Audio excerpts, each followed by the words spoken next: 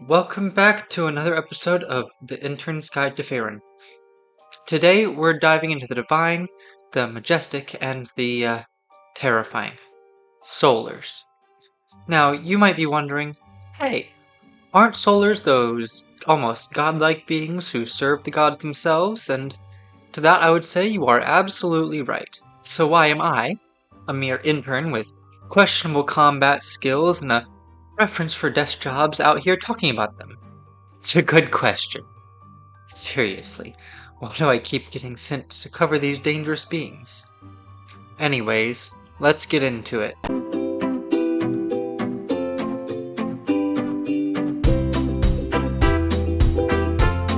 Okay, so let's talk about Solars. These celestial beings are like the top tier soldiers in the armies of the heavens.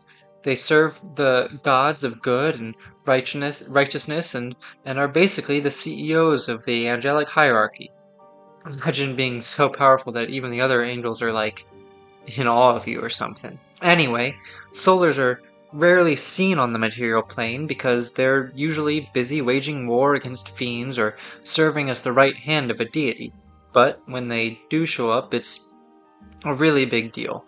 We're talking about divine intervention levels of big deal. They bring the full force of celestial justice with them, and trust me, you do not want to be on the receiving end of that. There are only a handful of Solars in existence, which makes sense when you consider their power level.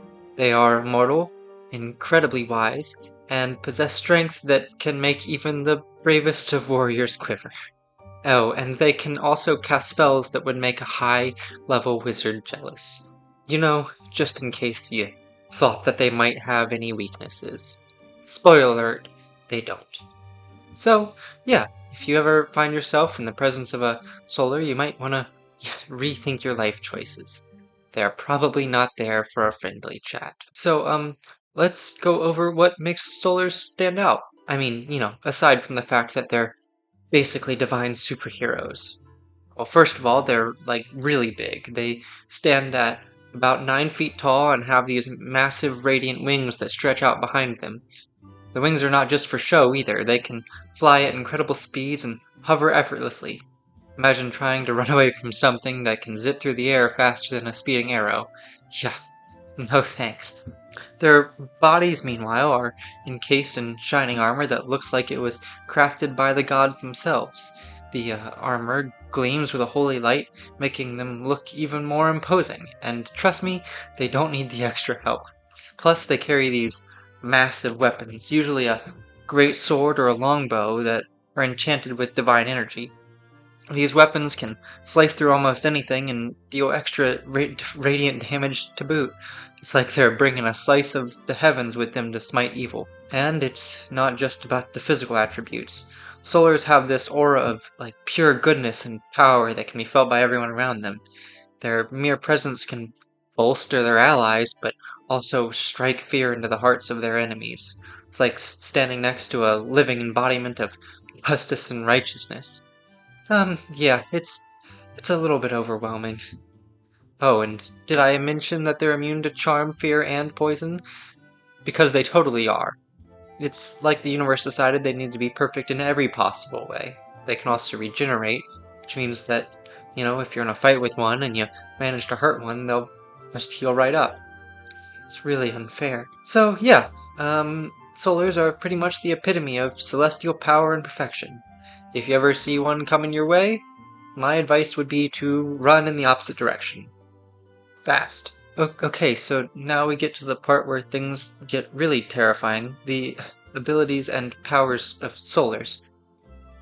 Alright, so first of all, they have this crazy thing called divine awareness, so they can't be surprised and they can sense evil from even miles away. It's like having a built-in evil detector.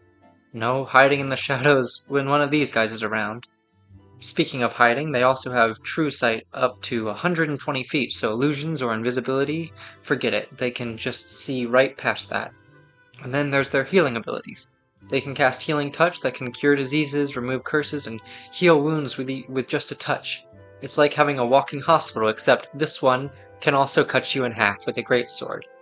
They can do this also a few times a day, so it's not like they're gonna run out of healing anytime soon. And speaking of magic, they're powerful spellcasters too.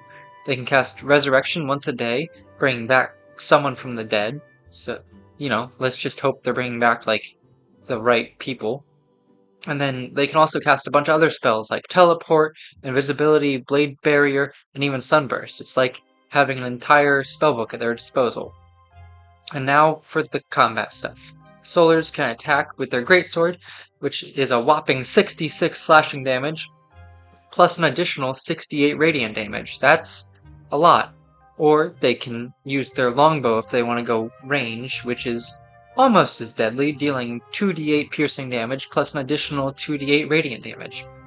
And here's the kicker. They have multi-attack, so they can make 2 attacks per round with their weapon. I mean, how is someone supposed to fight against that?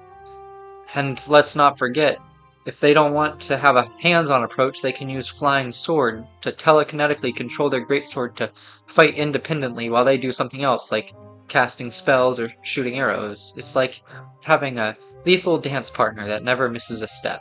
Finally, if you're going to fight them, they have a legendary resistance, so if they fail a saving throw, they can just choose to succeed instead.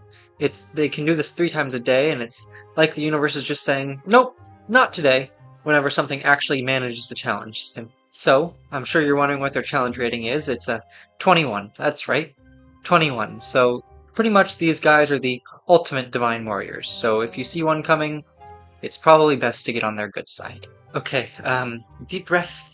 Here we go. So let's talk about the notable solars now, and then we can get finished up. Like I said before, they aren't just your run-of-the-mill celestial beings. These guys have the stories that would make your hair stand on end. First up, we have Adriel. This solar is said to be the right hand of the god Lathander, the Morning Lord.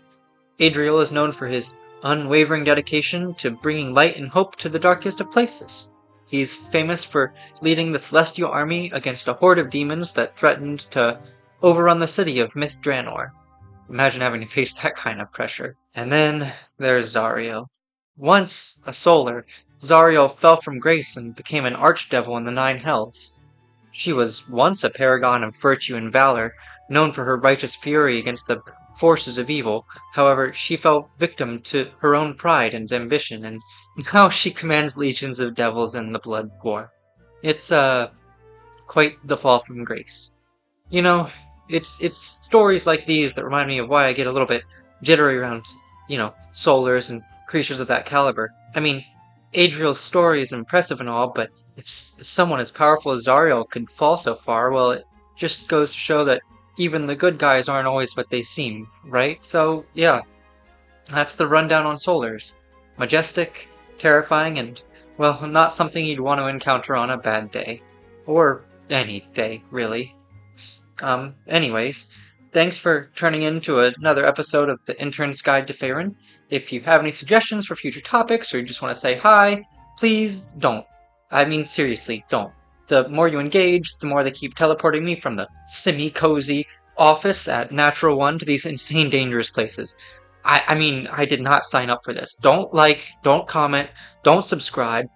I really thought I was just going to be doing desk work, like maybe some light editing, not getting up and close and personal with these celestial beings and who knows what else. Anyway, stay safe, stay curious, and may your adventures be slightly less terrifying than mine. I mean, really, who thought this was a good idea? I should have read the fine print. They said, oh, just sign the paper, and then it was really small. Like, I don't think you understand what we're talking